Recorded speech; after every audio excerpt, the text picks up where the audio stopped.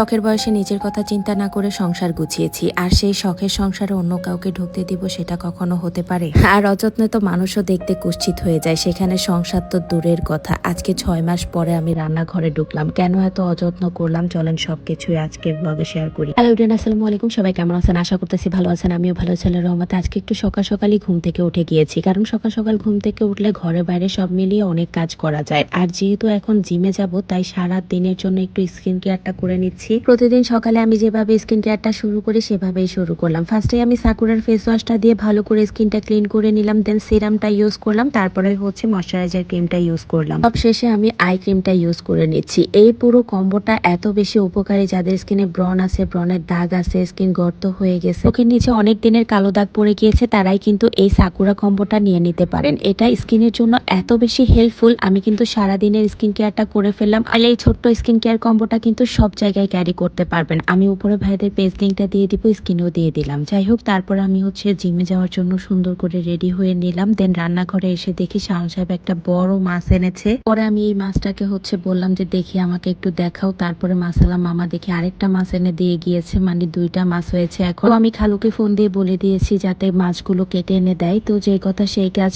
ও খালুকে বলে আমি চলে যাচ্ছি জিমে। দেন জিমে এসে হচ্ছে প্রায় আধা ঘন্টার মতো আমি জিম করে ভাবলাম আপনাদের সাথে একটু ভিডিও শেয়ার করি। এত গরম পড়তেছে আজকে, পুরাই অবস্থা খারাপ হয়ে যাচ্ছে। আমি হচ্ছে এখন কন্টিনিউ জিমটা করার চেষ্টা করতেছি, কারণ এর আগের মাসে হচ্ছে আমার একদমই জিম করা হয়নি। সাপ্লিমেন্টের পাশাপাশি আমাদের শরীরের জন্য জিমটাও কিন্তু অনেক বেশি উপকারী। যাওয়ার পথে আমি একটা ডাব খেয়ে নিলাম, আর এখানকার পিঠাগুলো দেখে এত লোভ লেগেছিল, পার্সেল নিয়ে আসলাম।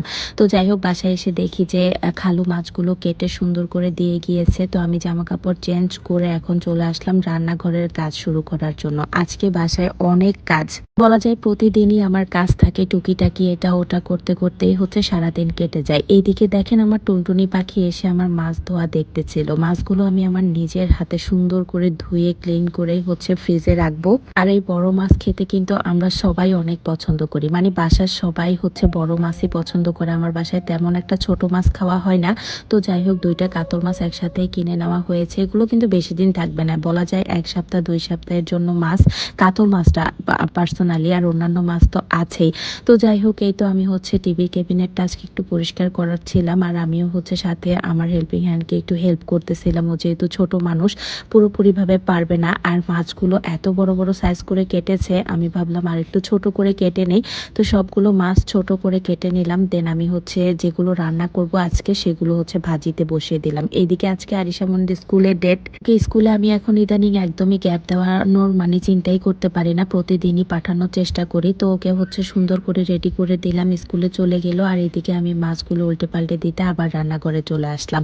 আর আরিশা মনিকে আজকে হচ্ছে আমাদের নিচে যে ভাইয়া আছে উনি হচ্ছে দিয়ে আসবে, আমি যাব না। তো যাই হোক, এই তো ওকে পাঠিয়ে দিলাম। তারপর আমি রান্নাঘরে রান্না করতে চলে আসলাম। আর এখানে একটা বড় মাছের পিস নিয়েছি, এটা শাওন সাহেবের জন্য ভাজি করে একটু অন্যভাবে রান্না করব, যেভাবে সে পছন্দ করে। আর আমাদের জন্য পটল দিয়ে আলু দিয়ে রান্না করতেছি। যেহেতু আজকে বাসায় অনেক কাজ আছে, তাই ভাবলাম যে আর রান্না বান্নার বেশি ঝামেলা করব না, এই 2টা আইটেমই হচ্ছে করে নিব। আর ডাল তো রান্না করেছে সেই সকালবেলায়, আমার হেল্পিং হ্যান্ড রান্না করে ফেলেছে।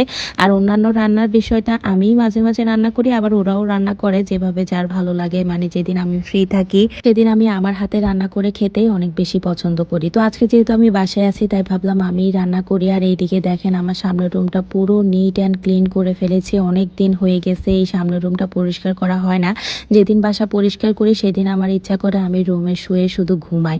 এই তো আমার লাল রুমটার অবস্থা আপনাদের সাথে একটুখানি শেয়ার করি। লাল রুমটাও হচ্ছে গোছানো শেষ, এবার চলে আসলাম আমার রুমটা গোছানোর জন্য। ওরা দুইজন আমাকে অনেক হেল্প করেছে।